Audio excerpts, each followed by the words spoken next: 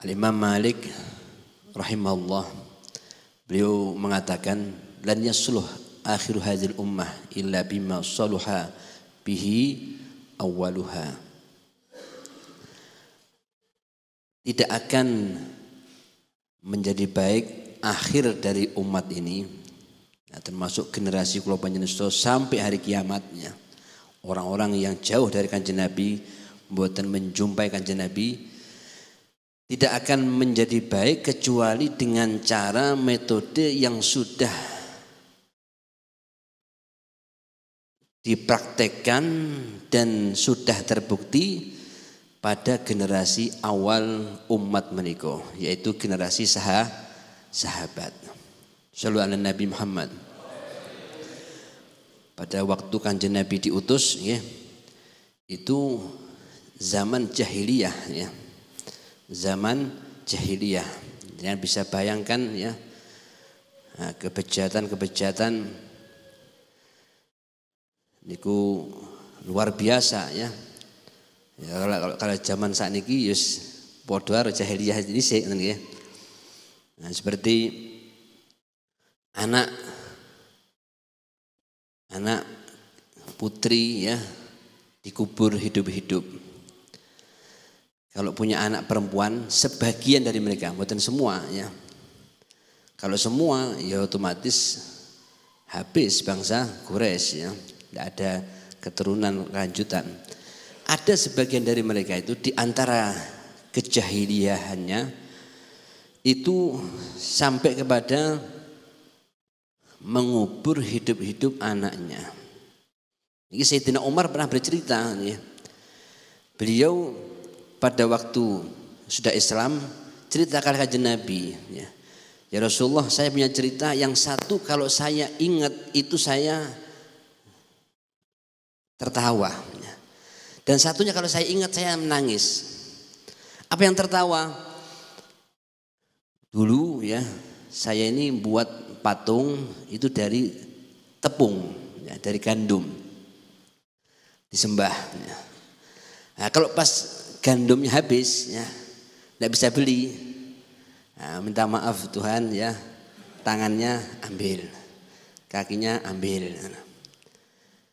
Itu kalau ingat itu tertawa, kata beliau. Apa yang membuat kamu menangis? Saya dulu punya putri.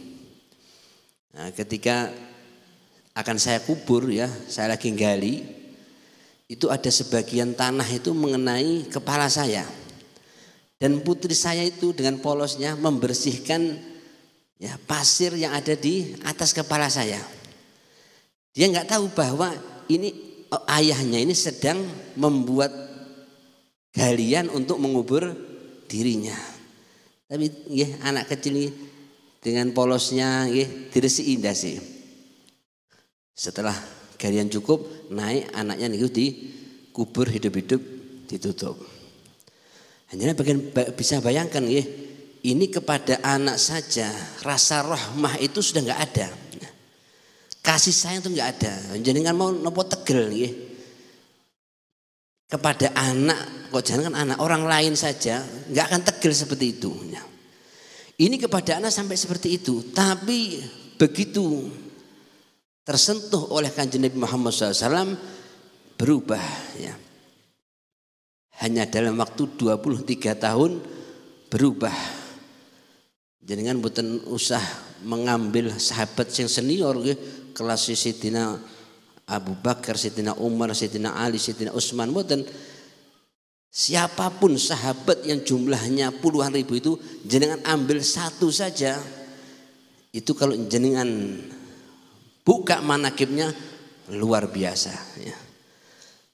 Sosok yang luar biasa. Nah, ini bagaimana suksesnya Kanjeng Nabi sebagai guru, sebagai pendidik, sukses menjadikan murid-muridnya menjadi orang-orang yang hebat, padahal sebelumnya adalah jahiliyah. Nah, kata Imam Malik, sebagaimana metode Kanjeng Nabi itu sudah diterapkan dan terbukti, ya, sukses, maka umat generasi setelahnya kalau ingin sukses ya kenalkan tentang sejarah Kanjeng Nabi Muhammad sallallahu alaihi wasallam. Sampai-sampai nggih Buya niku dalam muqaddimah kitab beliau Al-Insanul Kamil niku menyebutkan bagaimana yang memperhatikan sirah Kanjeng Nabi niki bukan hanya umat Islam ya. Bahkan non muslim pun banyak yang kagum dengan sejarah Kanjeng Nabi.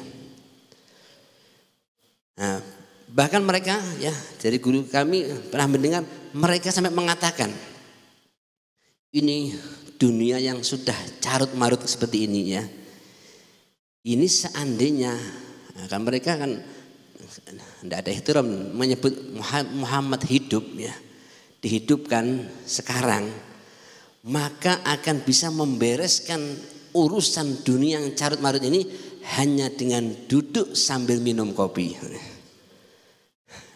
Niki mereka yang mengatakan ya, walaupun bahasanya kurang adab dengan Kanjeng Nabi Muhammad SAW. Tapi ini pengakuan setelah mereka membaca sejarah, mereka mengakui ya bagaimana Kanjeng Nabi bisa sukses ya membalik ya itu jahiliyah menjadi manusia yang terdidik dan manfaat nyebar kemana-mana. Maka kalau seandainya hidup sekarang akan dengan mudah itu nopo mengatasi semua carut marut di dalam dunia ini. Nah, mudah-mudahan niki kita membaca sejarah Nabi ini menyadarkan kita kembali bahwa kita memiliki Nabi adalah Nabi sebaik-baik Nabi, sebaik-baik teladan. Jangan kita menoleh kanan menoleh kiri, kita teladani Kanjeng Nabi Muhammad sallallahu alaihi wasallam. Shallu ala Nabi Muhammad. Sekedhik malih Kanjeng Nabi Muhammad SAW niki nggih hidup dalam keadaan yatim ya. Beliau masih dalam perut ayahnya sudah meninggal. Jadi beliau lahir sudah tidak merasakan kasih sayang seorang ayah. Lalu beliau diasuh oleh Sayyidah Halimah sampai umur 4 tahun. Lalu dikembalikan kepada ibunya. Bersama ibunya 2 tahun, lalu oleh ibunya diajak untuk mengunjungi akhwal. Akhwal itu paman dari ibu, paman saudara ibu niku namanya napa? Akhwal. Nah, ini kadang semua gak paham iki napa niku akhwal iki wah bahasa meremehkan. Padahal akhwal itu apa? Jamak dari khol, paman dari ibu. Makanya kan sedikit orang napa habaib ini yang kesini menyebut orang Jawa itu napa akhwal. Kenapa? Karena mereka kesini tidak membawa istri, menikah dengan orang sini. Akhirnya napa?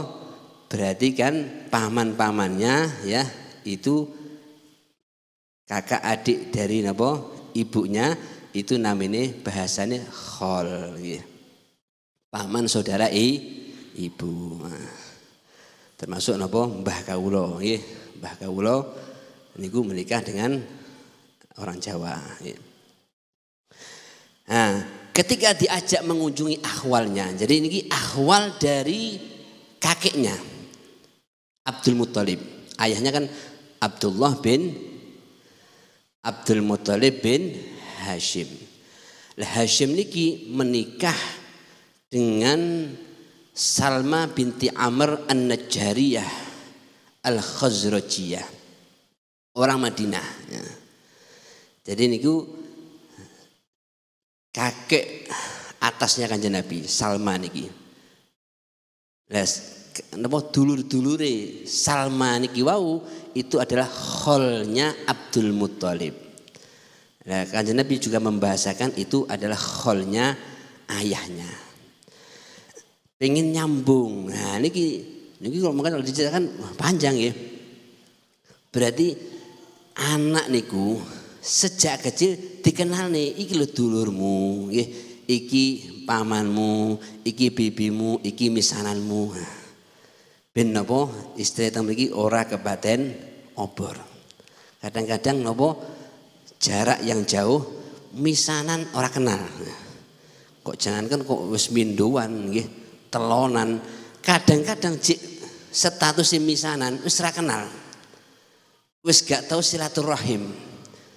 Nah karena apa? Ya orang tuanya gak pernah nopo mengenalkan. Dan ini Kanjeng Nabi, ibunya yang pada waktu itu sudah kurang sehat juga nggih, itu mengajak Kanjeng Nabi ke Madinah. Dikenali kalian nopo paman-pamannya, saudara-saudara dari kakeknya tadi, neneknya tadi. Selesai dari situ pulang di tempat yang namanya Abwa, sakit meninggal. Pada waktu itu Kanjeng Nabi umur 6 tahun. Dikubur di situ, Kanjeng Nabi wangsul teng Mekah dibawa oleh Ummu Aiman. Umur napa 6 tahun nggih, yatim piatu. Nah niki walaupun yatim piatu Pak nggih. Nah, tapi nopo semangatnya tetap luar biasa. Niki makanya kalau kita kalau kita membaca sejarah Nabi, wis musibah kula panjenengan kira apa-apa nih.